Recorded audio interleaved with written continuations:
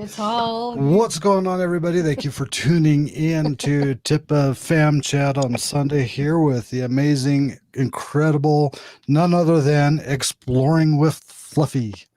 How you doing, Fluffy? Good, you? Good. Now we understand that Jen is with you, but she's just in the other room cooking, right? Yeah. Okay. Well, if she wants to come and hop in too, tell her she's more than welcome to be on here with you because you guys are a couple now. You're a powerhouse. yes, absolutely. There you go. Again. I thought she was going to smack you in the back of the head there for a sec. It was like, you didn't tell me.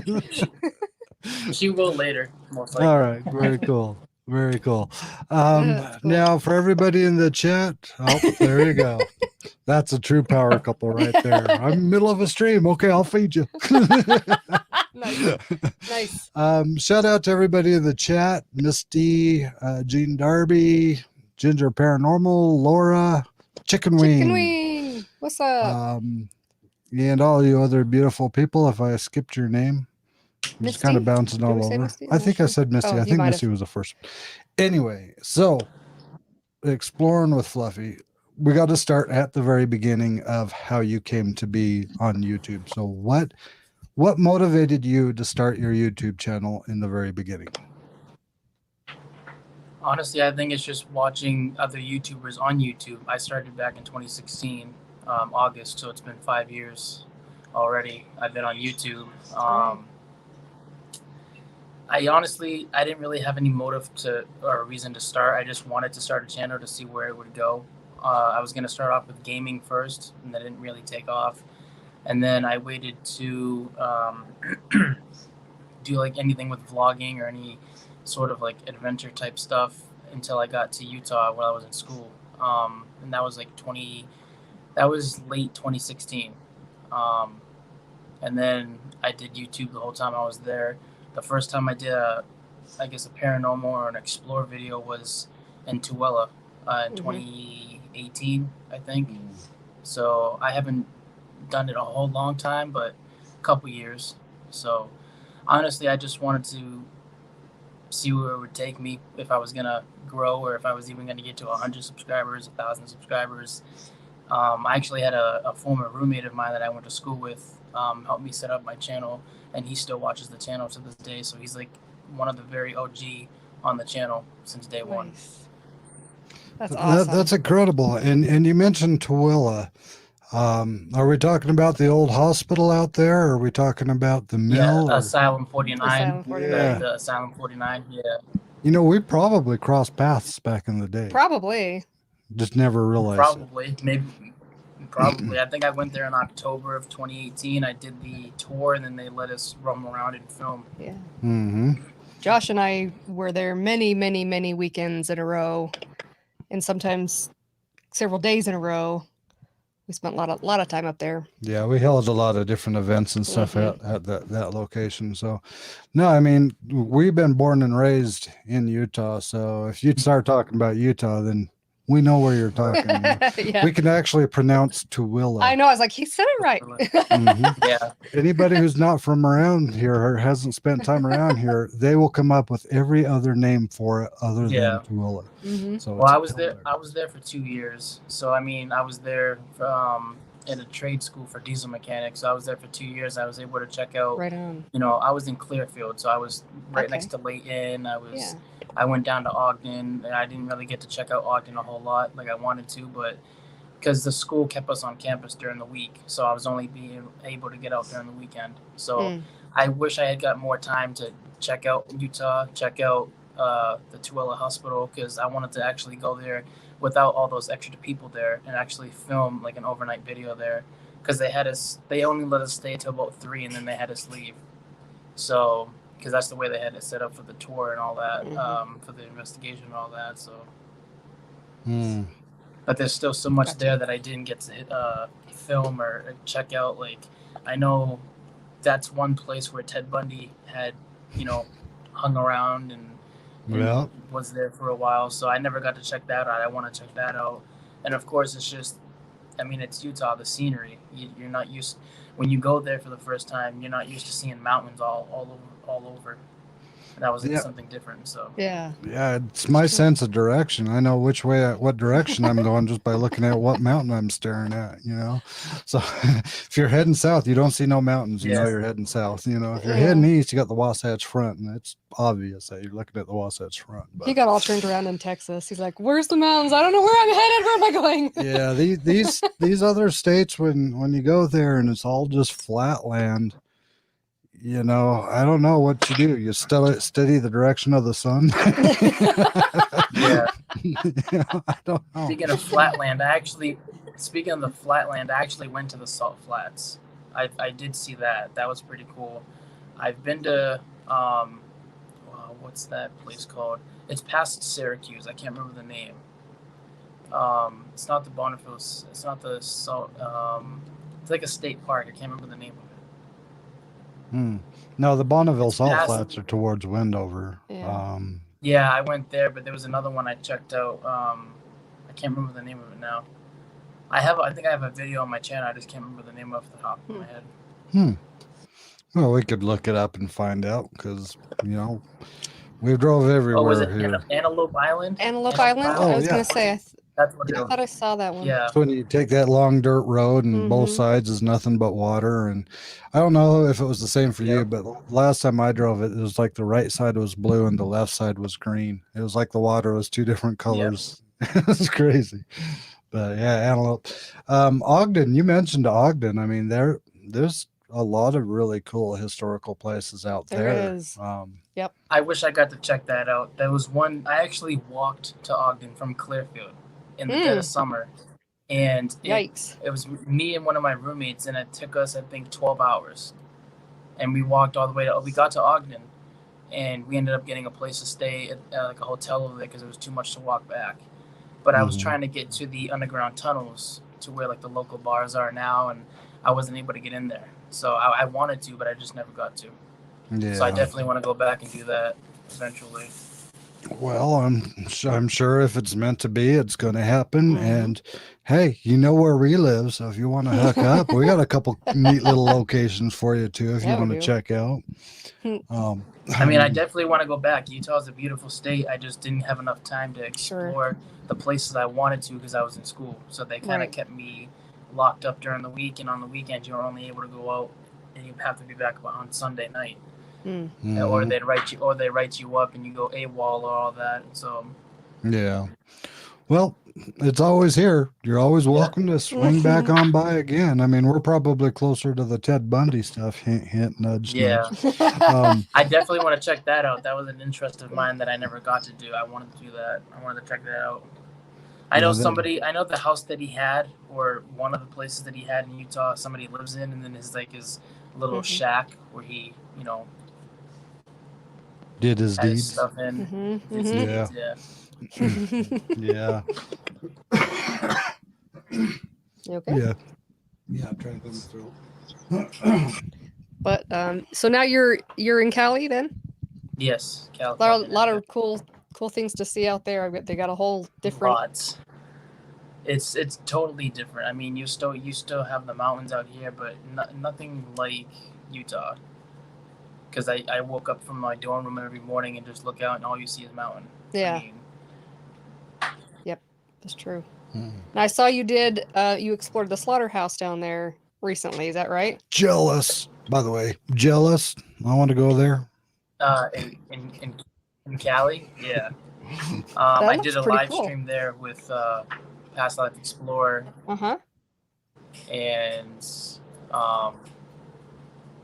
And then I have a video that I'm going to be putting out soon too for that. I'm going to kind of put the live stream in with the video because that video is only 14 minutes, I think. So. Thank you, Misty, for that super chat. Thank you. Thank you for bringing Michelle over to the channel too. Yes, to follow thank us. you. So that's definitely really cool. So now, as I don't know how much of our channel you've been able to follow. But there for a while, we drove across the country. So we were visiting different states and hooking up with different people on the journey. We are wanting to do a trip through, roughly, because she's the thinker, but we're going to want to do a trip through California, then like up to Washington and hit some of those other directions. And if we did kind of go some that direction, do you have some recommendations of places we should stop by and check out? Should we reach out to you, see if you want to hook up? There's a ton of places. I mean, there's a ton in SD. There's a ton in LA. But I mean, we can reach out to me on Twitter and we can talk about that and get some locations set up or whatever. But you're going tomorrow or Monday is a good place for that. Yeah, Monday. Or tomorrow. Yeah, today's Sunday. I'm going to a place tomorrow in Cali that is, I guess it's known, but it's not really known unless you know about it or you live in Cali. Urbexers know about it, but I don't think many other people do except for the Urbexers. But you'll see tomorrow on the live stream that I do with Unknown Ventures. He's going to be guiding me through this location that I go to. It's going to be really cool. But that's the location that you should check out. That, and then there's Eagle Mountain. There's an abandoned ghost town. I have heard of this. Yeah. Yeah, that one I haven't gone there yet, but I want to. So. I want to go there too. It looks really awesome. Well, but before we get too far ahead, though, you said you're doing your live stream tomorrow. What time? So everybody knows to put it on their calendar. Well, I think it's going to be more towards the evening, just because it's really, really hot over here. So I don't want to be out where it's super hot, because this is the outdoor location. It's not indoor. It'll probably be like between 6 and 7. Probably about 6 or 7. So about, if it's 6 o'clock, it'd be 7, your guys' time, or 7 o'clock, it'd be 8 o'clock, your guys' time. So. Yeah, we have everybody from Canada to Australia, so everybody said it's good. I'll put a tweet out on Twitter tomorrow afternoon at some point, just letting you know. Maybe be 6:30, maybe 7. Yeah. Very cool. Now, for anybody who doesn't know, we actually did put his link down below in the description too. So if you want to go over and subscribe to his channel, appreciate that. Then you can kind of follow through and watch the rest of it. Now I know that I got to be honest with you. The first time I ever seen you or even knew anything about you, you were eating pizza with mayonnaise. That was the very first time I ever laid eyes on who is Fluffy. So you know that's funny you say that, because that's the first time that Jen seen me, was that video too. That video carries a lot of memories for a lot of us. It does. I still haven't tried it yet, but I only did that because Tiff, when she was in school, she'd only put mustard and ketchup on her pizza to keep people away from taking her food. So, and then I don't remember how it really went, but because it's been so long. But she's like, it tasted like an Italian sub. Yeah, it tasted like an Italian sub, because she put mayonnaise on her pizza too. So I decided to try it, and then I decided to try Nutella on pizza with Boston. Oh, that's right. Mm-hmm. I still haven't tried it, but I'm going to. In fact, I'll do a live, because since it made such an impact for you in your life, meeting the wonderful Jen and a lot of other people who know Fluffy from mayonnaise on pizza. We're serving it at our wedding. There you go. Nice. There you go. When you do that live, let me know, because I'll get some like mini pizzas or something, and I'll put mayo on it. All right. Maybe we could even get PLE on board too. There you go. He'll put more than this. He'll put more than that. He'll put hot sauce. He'll put anything, soy sauce. He'll put everything on it. Interesting. Yeah, I've seen some of his challenges that he's done. What the paranormal. But no, I think I'll totally do that, because we can just go get a pizza and. You just want a pizza. Yeah, but with the mayonnaise is the different touch. Yeah. Do you have a preference on what type of pizza, or any pizza? The pizza I had when I was there was Hungry Howie's. I don't think we have a place that they have. That's the pizza place they have in Cali too, but Florida has that as well. And I never knew what they were until I was in Florida with Omar. Interesting. Well, good pizza? I'll have to improvise, so I'll probably just go with the Meat Lovers or something. Little Caesars. Little Caesars. But yeah, I definitely going to do that. I think it'll be fun. Get a couple of people on the panel, and we'll just do the mayonnaise pizza challenge. Yeah, the Hungry Howie's pizza isn't bad. I mean, I kind of prefer it over Little Caesars. I don't know. It's just Little Caesars is just, I don't know. You always try to find that better pizza place other than Little Caesars. Little Caesars is a last resort. Yeah, it kind of is. But the $5 pizzas aren't a bad deal either when you're broke. All right. Good. It's because it's $5. Yeah. Yes, exactly. Exactly. That's exactly right. So, it's all about the dollar. I guess you get what you pay for with food. Yeah. That's true. Well, that's why you buy the jar of mayonnaise, is you enhance the taste. And there you go. Little Caesars and a jar of mayonnaise. You're set for life, man. Oh, that's amazing.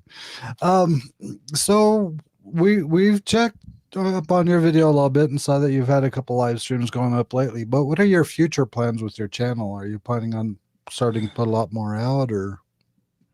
Right now, I'm just trying to film as much as I can, stack up one video so I can try to post twice a week or at least once every week. Because my consistency hasn't been as good. I don't think ever. I think maybe once or twice, but I usually don't upload unless it's like, I just checked the other day too. I think I didn't upload for almost 2 months at one point just because I didn't have any content or anything I wanted to put out that I thought people would enjoy. So I try to, whatever I can find that I think is going to be good enough for the channel and for the people to watch, I'll put it out there. But if not, then I won't. That'll be like a very last resort thing or something for members only or whatever it may be. Because I'm not going to put something out that people aren't going to enjoy. Because then it's not going to do good view-wise. It's not going to do good. It's going to bring the analytics down. So it's not really worth putting the unnecessary content out. Sure. Yeah, that makes total sense. Now, out of curiosity, I mean, I already called you to the powerhouse over there once already. Are you going to be both filming these episodes together, or are you going to do your episodes? No, yeah, we're going to go to these locations together. Awesome. She don't like being on camera, so she won't be on camera, but she'll kind of be behind, just kind of, just talking and helping me with the information about the location, because there's some locations that I've never been to or don't really know the whole information on. Like there's a couple of locations that we're going to this week. I don't know all the information on it. She knows more of the information than I do, so I'll kind of let her brief me on it, and then I'll give like a brief summary on it. And what I'll do is through the video is I'll put like pictures up on the screen with the video of the information of the location or the history of the location, what took place on that day, what events, what happened, whatever it may be. That's really cool. Even though you probably won't ever need it, if you need any advice from us, please reach out. When we first originally started our channel, the episodes were supposed to be her. I was just the guy in the background. I wasn't going to worry about being on camera. And then pretty soon after, when people heard me talking in the background, everybody was screaming and hollering, tell that guy to put a mic on, So next thing I knew, I was wearing a mic, trying to stay in the background. But then slowly everybody kind of pulled me up side by side because they love the interaction between the two of us and the chemistry we have. So even I understand she doesn't want to be on camera, but maybe eventually put a mic on her.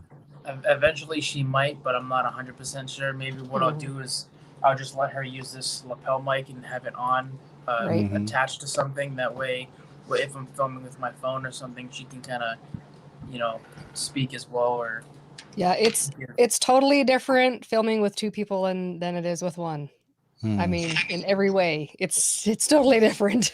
Yeah, it is. But you do have your lapel mic on. I don't know if you have the wireless transmitter or not, but that does help. That one I don't. I need to look into that. It's just this one plugs into the phone, so it has that little lightning cord for that. Okay. Well, we have some gear that we could talk tech another time and give you some ideas that helped us kind of along the way and some of the obstacles we've been facing along the way. Just because even though she's not on camera, people still want to hear her voice. And we were watching her video where it was, or I think it was her video. It might have been on your channel, where it was Talk to the Mortician. That was mine. That was That was yours. It was fascinating. I could have sat there and asked her questions for probably 3 hours of what that's like. Oh yeah. You know. I mean, whatever questions you have for her, you can ask her too. I mean, after or off camera or whatever. Good. I'm sure there's questions you have that people didn't ask. Yeah. Well, I mean, everybody views it different. And, you know, if you got ghost hunters or paranormal experts, they're going to have one view, one opinion of it. And then within that little group, you're going to have conflicting opinions between different investigators and stuff like that. And, you know, when you take the paranormal mindset out of it and you just look at what it is you're physically doing, and I think at one point she said it's not the bodies that are the difficult, but it's the people that's just that's just the families, you know, the families she deals with. But you know, just being in a location where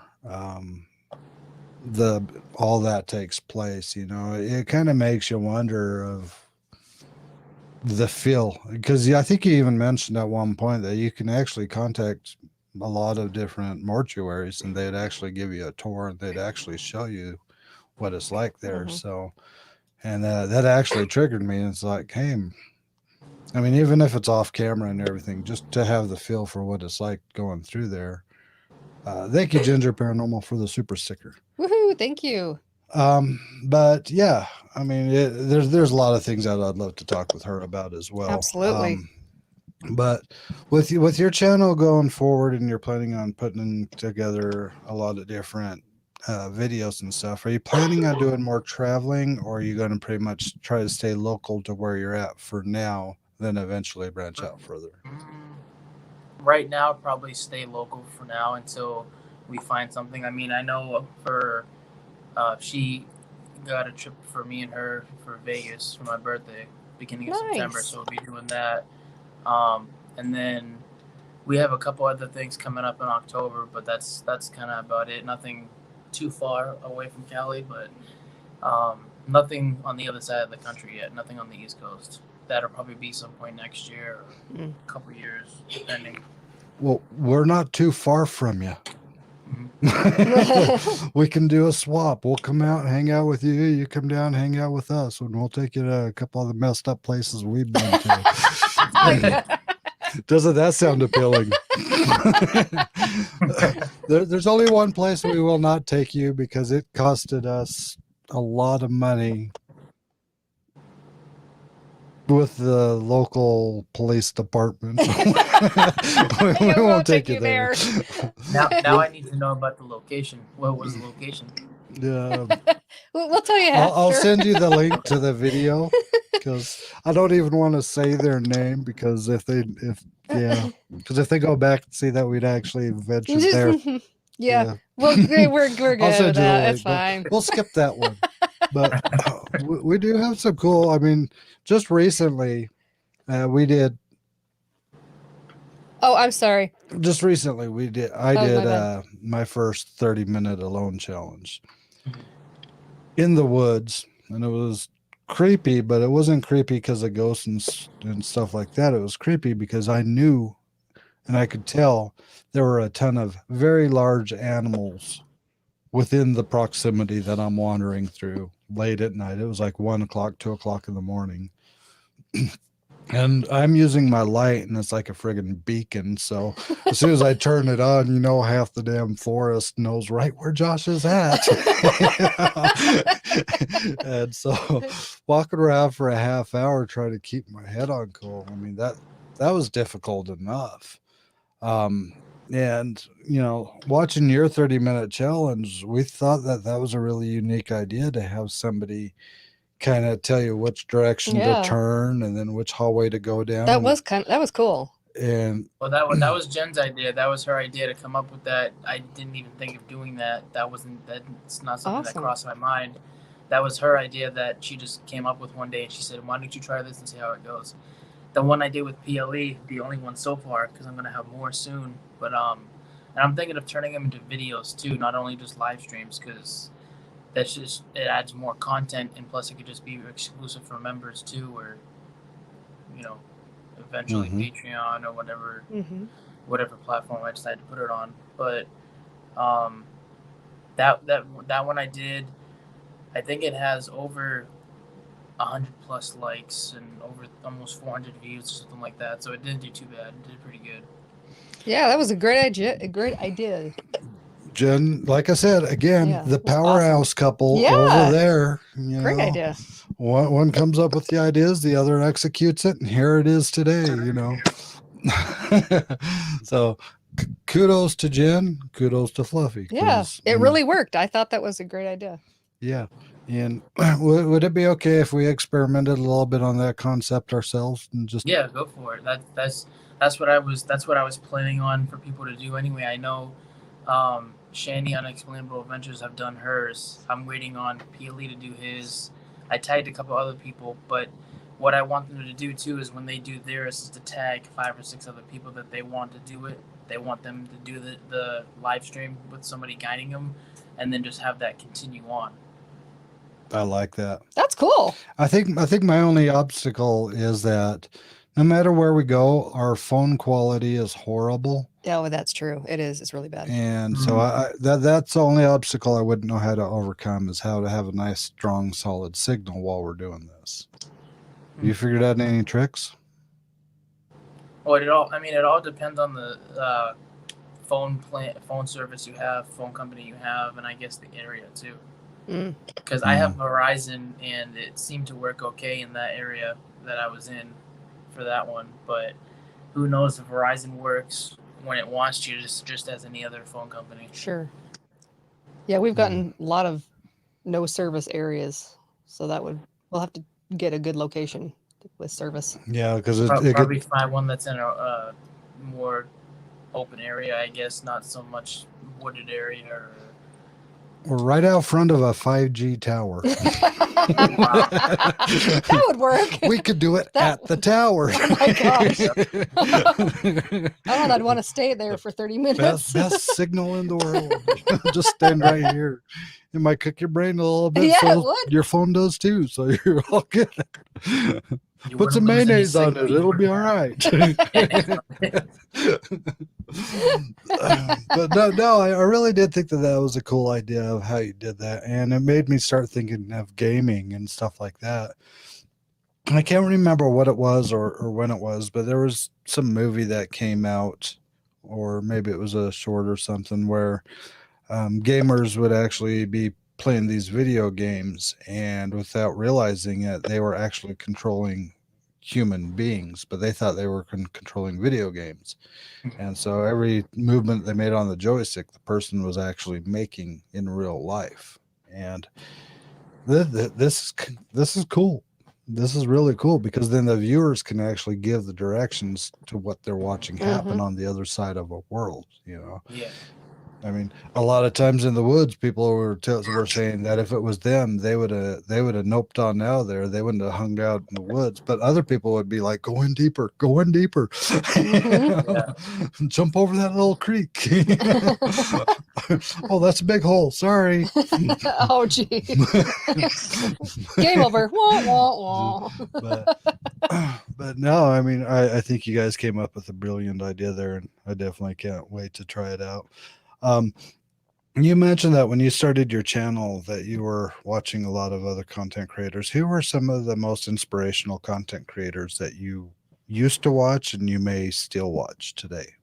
Well, the very first one I think I started watching was it's a group called Face Clan. They basically play a bunch of video games, and they got big. They don't just play video games now, they do a bunch of other stuff.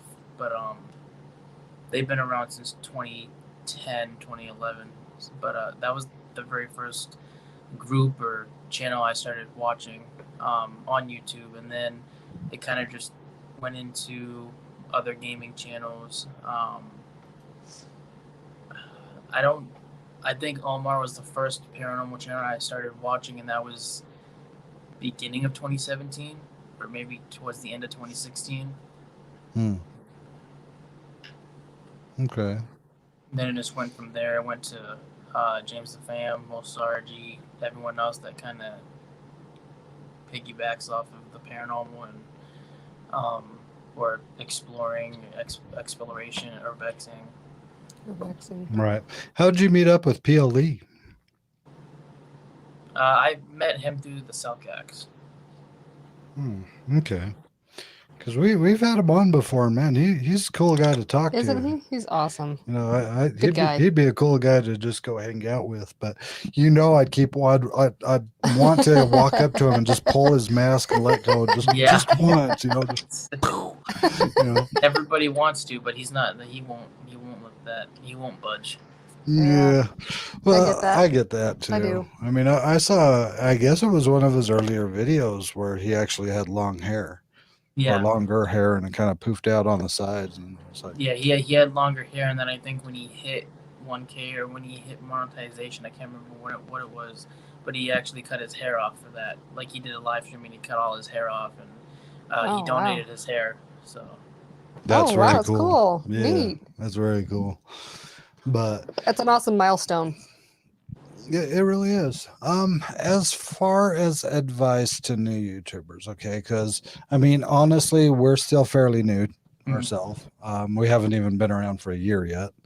But there's also some other channels that are just kind of starting off or starting to get out there. What kind of advice do you give to people who are looking to start new channels on YouTube and trying to hope it gets somewhere? What kind of advice would you give them? Honestly, I didn't have any advice from everybody. I didn't ask anybody for advice when I started. I kind of just went with the flow. That was me personally, but honestly, throughout the 5 years I'm on YouTube,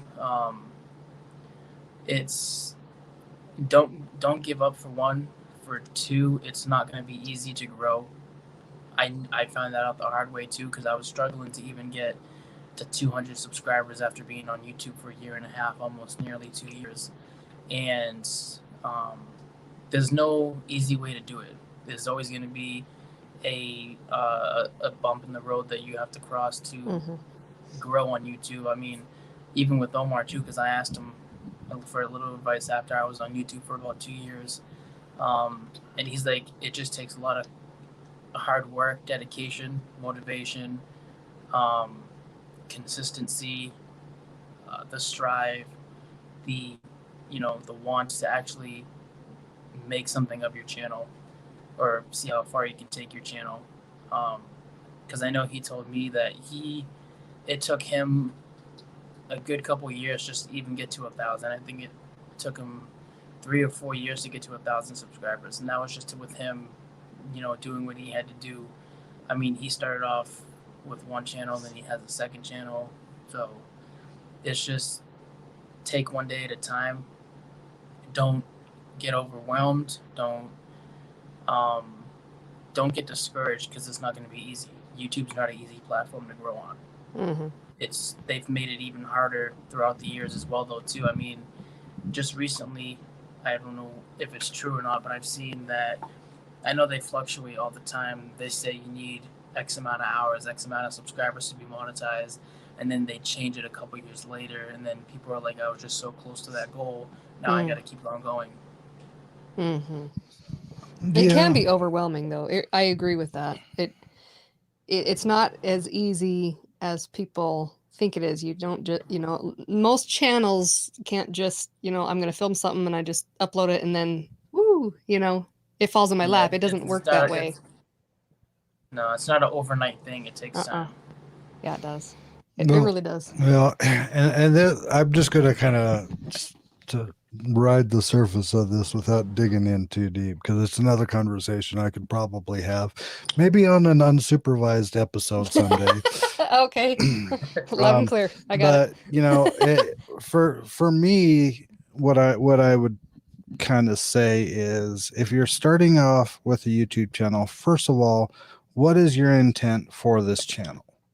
Are you looking to just share videos and have your friends and family watch it and not really worry too much beyond that? Are you trying to hit monetization? Are you trying to grow your channel so you could earn revenue and eventually go full time on it? Or are you just doing it as a way to stock other people's channels and do whatever you do there? And I think you kind of brushed across the surface a little bit too, is have multiple channels with multiple niches. because one of the advices I hear a lot of people give is just do what you love, man.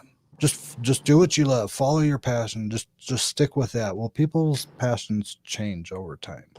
Yeah, they do. I may be involved with one thing right now, but in a year from now, I may be interested in something completely different or doing something completely different then. And That's if why they're sorry. no, go ahead. That's why it's good to have a second channel, because if you decide to change up your content and you want to kind of keep the content that you've already been working with, you can do that. It's just going to take a little bit extra more time, effort, and work to put into that second channel, because you're trying to build not only your first channel with, say, you have over 1,000 subscribers. Now you're trying to build the second one to 1,000 subscribers. So you're going back and forth with filming, say, urbexing for one channel, and then the second channel you're vlogging, or your how-to videos or whatever it may be you're doing on the second channel. Yeah, and it's true, and we've kind of gotten into the habit of whenever we walk from one room to another, we carry a camera with us because we don't know what we're going to record. We actually have one video coming up here soon on our family vlog channel of Marianne teaching her daughter a little bit of French.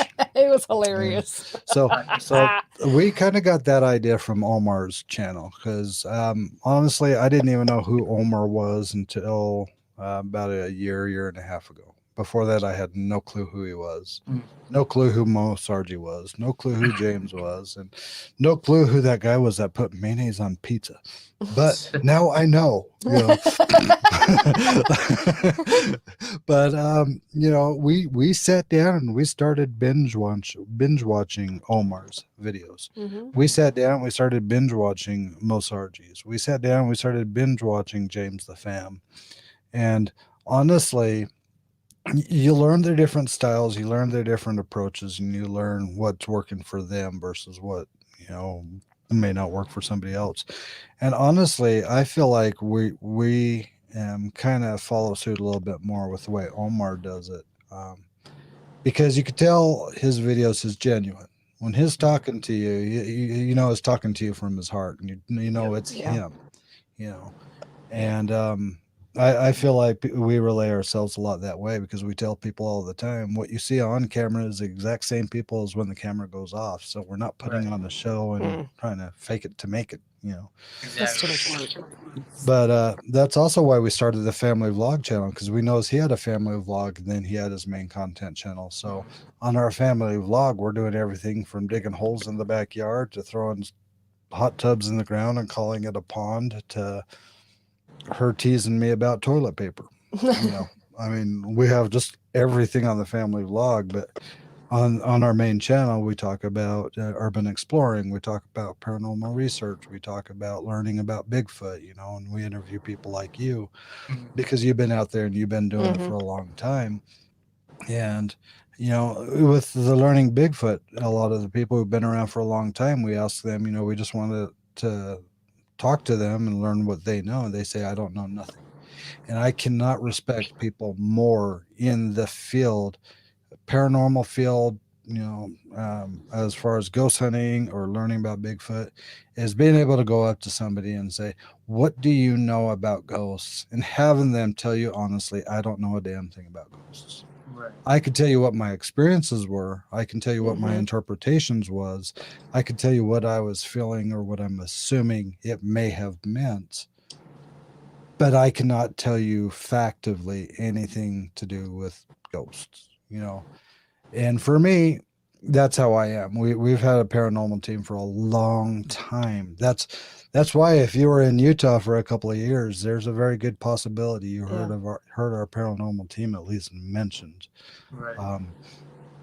And the thing about it is we could talk to 5 different people about the exact same moment, and you'd have 5 different stories about what happened in that exact same moment. Yes, you will.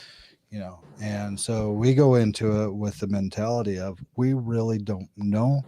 We just know what we've experienced. We know what skills we've acquired, and we've learned how to move on. And these are things we've done to actually, and here's the key part, here's the things we've done to actually help people that needed the help. Right. You know, people lose sight of that. They want the thrill, they want the scare, they want the action, they want to see this somebody get scratched, they want to see something flung across the room, they want to see doors slamming shut, you know, they want to see tables levitating. No. You don't Because always people, get that. Exactly. You either get what they want to show you or what they want to kind of have happen, or you don't get anything, or you'll probably get more than you expect. But I mean, it all depends on the location too. Location, how, I mean, any place can be haunted, whether people know about it or not. Somebody can go into a place that just recently is abandoned or recently just shut down, and you don't know if somebody had probably passed away in there or something had happened. You don't know. It's unexpected. You just go with the flow. You'll probably catch nothing. I've filmed a bunch of videos to where I haven't caught anything, or where I've caught maybe like 5 minutes of it, 10 minutes of a video, and that's about it. and that's part of where it gets a little frustrating when you hear people that sorry, when you hear people that say, they want to see the real, but they have to wait a month and a half before they see anything real, because for that month and a half, if you going out and doing your investigations every single night, not enough really happens to create that, oh wow, and people don't want to sit there and watch boring footage of nothing happening. They just won't watch it. I mean, now knowing how YouTube works from the content creator side, your average view duration drops, your watch time drops, your click-through ratio drops, people really don't want to watch all of that in a large mass, Yeah. so you have to change it up. You have to go to places and do urban exploring. You have to do the 30-minute alone challenges. You have to come up with other type of content that still kind of fits in the same category, but it's also content that you're delivering until you do have that next oh wow moment. Right. But you'd also be surprised of what you could catch without even really knowing you caught it. It's true.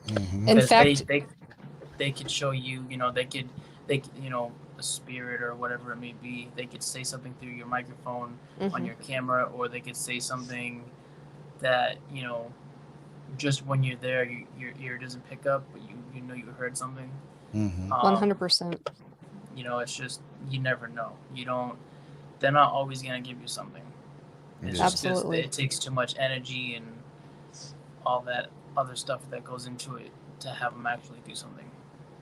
It really does. It's true. In fact, there's been a couple of times where even after the hours of editing that this man's gone through, we've had people say, hey, did you see this face in the window, or did you see this person standing, at this certain place or whatever? And we're like, what? And you go back and oh, sure enough, it's right there. The viewers are the ones catching it.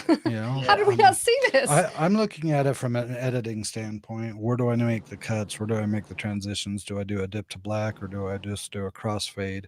Do I got to fix on some of the color? Do I need to tweak some of the audio? I'm looking at all that, not, ooh, is there something spooky coming up? Right. So, but a lot of our viewers, man, they catch that stuff. Yes, and they're good at it. At catching that stuff. They're great. I always love the timestamps, and I always love the, hey, did you see this? Or hey, did you hear that? It's like, oh my gosh, I can't remember which one it was. It was maybe a couple of weeks ago, and someone had said, hey, there's a voice in here, and it's not you. And I'm like, no. The Screaming Tunnel. Was it that one? I believe so. And sure enough, loud as day, it's right there. Wasn't me. But and it's definitely really cool, some of the stuff that we catch that we didn't even realize we caught. But I noticed a comment in there. It said locations. Okay, here's my response to that. I think spirits, in my opinion, no fact to back this up, I think spirits are a lot like people. If you come in with a certain energy and that spirit doesn't like your energy, it ain't going to have nothing to do with you. No.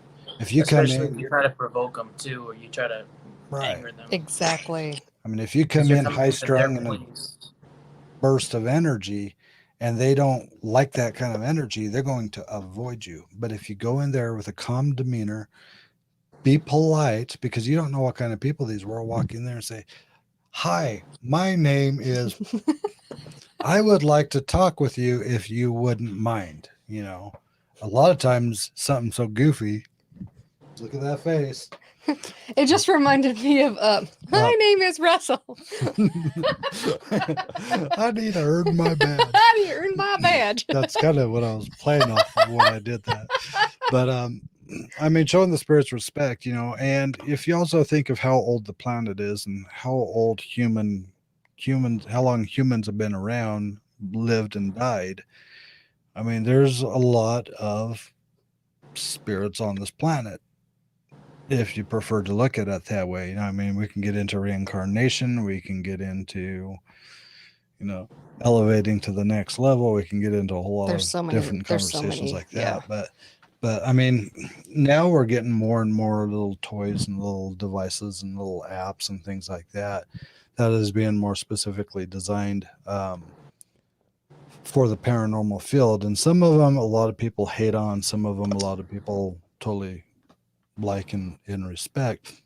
What is a type of equipment that you have used in the paranormal field that you felt like has been on the money? Honestly, K2 is a hit and miss. Just because it can really pick up anything. It doesn't just have to be a spirit's energy. I mean, it can go off near your phone. It can go off near anything metal or anything that, you know, has any sort of electromagnetic field to go off of. Honestly, I think it'd be a voice recorder and just your ears.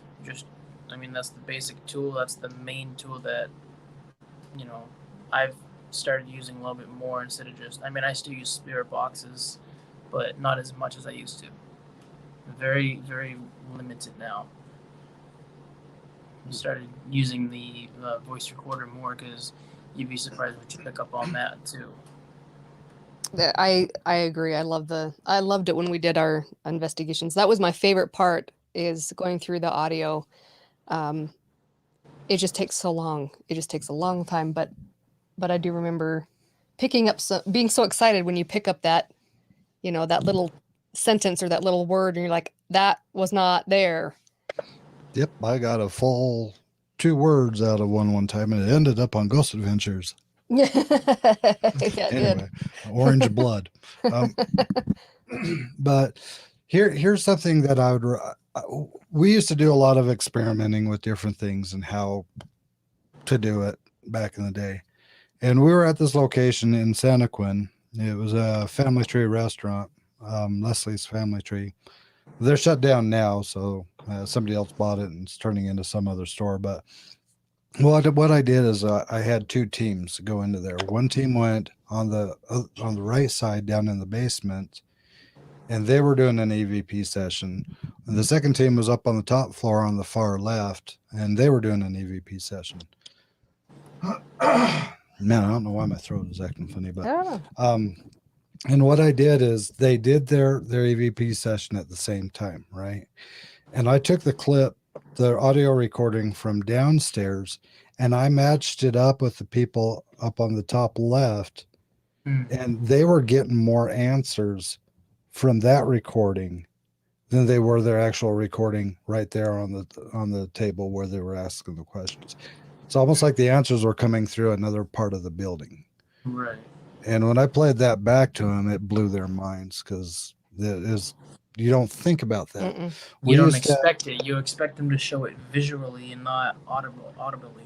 Well, in a completely different section of the building. Yeah, it was completely different. I mean, the recording was way over here, and they were way up there asking questions. It was just mind-boggling. We also would set up multiple audio recorders throughout the house, because sometimes you could pick up a voice that you think sounds demonic or holy crap, but you listen to it on another audio recorder, and it's just somebody saying, "Okay." Yeah, I don't know. That never happened. No, never. So, you know, okay, it was me. But honestly, I don't really care what kind of equipment people use as long as they use it with the head on their shoulders. You know what I mean? Because a lot of people, I was most known for my flashlights, and a lot of people would tear that apart. Yes, Well, they you got the vibrations, you got the power surges, you got the temperatures, you got this, you got that. Well, yeah, but any device you have out there, you can have something that you can tear it down with. But how do you use it? I use 3 flashlights. I carry on a conversation. I let the spirit choose which one means yes. I let the spirit choose which one means no. Right. You know, and I have a conversation and I say, just to confirm your answer was yes, can you turn the yes light on again? The yes light comes back on again, you know. That's how you know. Using it would do the same thing with a K2. Have 2 K2s or 3 K2s, you know. Say the black one is for yes, the white one is for no, and this other one is just if you want to have something to play with. I don't know, you know. Because then you can get more of the yes and no instant responses coming through on the K2. It's still not proof. You're still not proving it. It's not evidence by any means, but it's a way for you to communicate. We actually was in a cemetery in Florida, and I was using dowsing rods for the very first time. I have never used dowsing rods, okay, ever before. And somehow we came up with the name of this little girl. She was gifted an orange. Rochelle's gifted an orange. The little girl's spirit was gifted an orange. And this whole story unfolded just by using dowsing rods. Now, a lot of people could tear those apart and say, well, yeah, they're just rods and your hands do this and your pulse. They're swinging back and forth. Right. But when you're actually doing it and you know that you're locking your hands and you know you're not manipulating it in any way, shape, or form, and they're still responding to you, the same argument, and this is a taboo subject for many people out there, and I get that, but the same argument can be with the Ouija board. Yeah. You know, you touch the board, but it's your hands, it's your pulse. You know, it's subconsciously you're moving the planchette. You're doing this all yourself. But why is the Ouija board so taboo? Because it opens portholes and it. You can draw a picture on a piece of paper and it can open a porthole, you know. I mean, really. The boards back in the day during the Great Depression, it was in every household. Every family had a Ouija board in there and they were all using it as a family function. The movie comes out, makes it this big, horrible thing. Bad, sick, wrong, don't ever touch it again. Get it out of here. Right. And ever since, it's been viewed as that. But, you know, I still have my doubts on it. Am I going to go out and play with one? Probably not, you know, but I don't really feel like it's as taboo as people like to make it sound. So what do? They come out with another type of board and they call it the spirit board, which is pretty much the same thing. It's just with another name and just laid out a little bit differently. You know, I get a kick out of using the necrophonics because sometimes the words that are coming out of that necrophonics, whether you want to say it's repetitive, whether you want to say whatever, have been right on the money for the situations we were in. That is true. They have been. We were in a screaming tunnel and it kept screaming brakes, right, you know. And then the very next episode, we find this demolished car at the end of the tunnel where the brakes went out, you know. Yeah. I don't know. So do you use any apps for any of the stuff you do? I use the Necrophonic app, but I haven't really used it as much as of late. I've honestly gone back to using spirit boxes, actual spirit boxes. Like I've had the S box, the one that Jody Dean uses. I use that because it's clear, it's loud. I know it goes through the white noise, and not many people like that. I don't care for it so much. It really messes with when the spirits try to speak to you, and then you have to try to see or kind of figure out what they said, or if this word is what you thought they said. Because I've gone, even Jen too, she's looked back at some of my older videos that I've used. The one I did with Jody at the lodge, at the abandoned lodge in Florida, he used the S box, and there's some words there that, you know, I put up on the captions on the video that didn't end up being what they were. They were something else. Because you go back and you listen to it more and more, and you're like, that doesn't say this, it said that. And then you're like, well, I didn't hear that beforehand, now I'm hearing it now. So that's why I have a Radio Shack radio and it's hacked to be a spirit box, AM FM radio, and that one has no white noise. It doesn't go to the it's quiet, and that one's much more efficient for me to use because I can hear them and I can understand them better. Yeah, you don't have to decipher through the white noise and try to pick out and be like, okay, I think they said this here, but I'm not sure. Let me try to figure it out. The concept of it makes sense, and I like it. I dig it. I get where it's going, but I agree it's really hard to hear that. Yep. Especially with the SB7, that one's annoying. That one is that's the one I started off with, and that one I refuse to use. The SB11, I know a lot of people use the SB11, but that's just as loud as the SB7. Plus, you have 2 spirit boxes built into one. You have a heat sensor on that spirit box, so it's like you're trying to hear the spirit speak. Then you have the sensor beeping at you if there's a heat sensor picking it up on the device. So. Yeah. Well, and I think it all goes back to, it depends on the person's preference. If they're going in there to have a personal experience, they're not worrying about proving it to anybody. Right. There are plenty of people out there who don't need to worry about proving it to anybody because they know they've had the experience and they're just trying to understand more for themselves. If they want to experience what we experience, then they go for it for themselves. But what we experience is something different from what they could experience. But we can do experience, it safely. Yeah, safely. But we can experience something like stuff being thrown at us, or you hear a scream coming from the distance that you feel like is right next to you, but it's down the hall or whatever. And they can go there and they can either catch just little tapping or little, knocks, and they don't catch anything else. So. The creepy little girl giggling is what usually gets me. As soon as I start hearing that, man, my hairs go up. It's like, no little girls giggling. No, you don't belong here. Go towards the light. That's a reference. Yeah. Well, hey, I gotta really thank you for taking this time to sit down and talk with us. We're very laid back. We just like to pick people's brains. We like to just kind of get a feel for, you've helped us out quite a bit just by blasting us out, helping us hit the 2,000 mark. Marianne showed me that. Super awesome. That's awesome. Yeah, we were really grateful for that. Yeah. And we're seeing you popping in into a lot of different places. So it's nice to be able to talk one-on-one with you. And my offer still stands. If you want to talk audio, if you want to talk tech after air sometime, let me know. We're definitely down to talk with you about that. Something that you may know is something I can learn, because everyone learns something every day.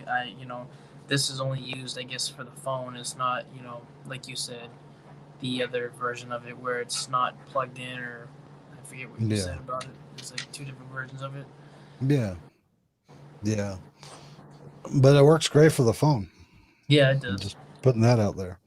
But anything that I could do to help, and if you don't mind, probably we'd reach out and ask your beautiful other half of the power couple some questions about what she does with her work and what it's kind of like out there.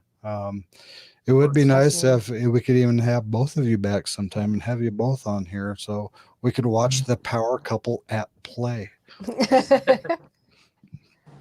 I'm just saying, because I'll leave that up to her. I'll see what she says. She could turn the camera off. She could just be that little black dot with the little waves pulsating. What's the fun in that? She said. Okay, well, she could wear a mask like PLE. just flip it upside down, so that'll really screw with people's heads when they're trying to carry a conversation on with you. But again, I want to give you a shout out. Thank you for everything you've done. Thank you for taking the time to be on here talking with us. Thank you. Congrats on your 5 years. That is an awesome milestone. That is awesome. Absolutely. And shout out to anybody in the channel, the chat way over there, because I can't reach you because you're over on the other side. I'll fix it. So there we go. Everybody who's over here, thank you for being here today. Thank you for tuning in, interacting with us on our chat. If you do want to go check him out, if you have not already, which I'd be surprised if you haven't, go down to the description, click his link, go over there, subscribe, binge watch his content Heck because yeah. you guys will not be disappointed. I guarantee that.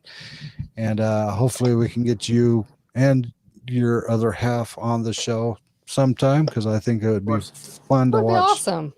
Because she would be talking with Jen and I'd be talking with you, so we'd have two different conversations going on at the same time. It happens. It happens. Ask Rooted Expedition and Rochelle G. Yep. So 100%. But yep, we will talk to everybody later. Thank you for tuning in and have a safe weekend. We love y'all. Bye.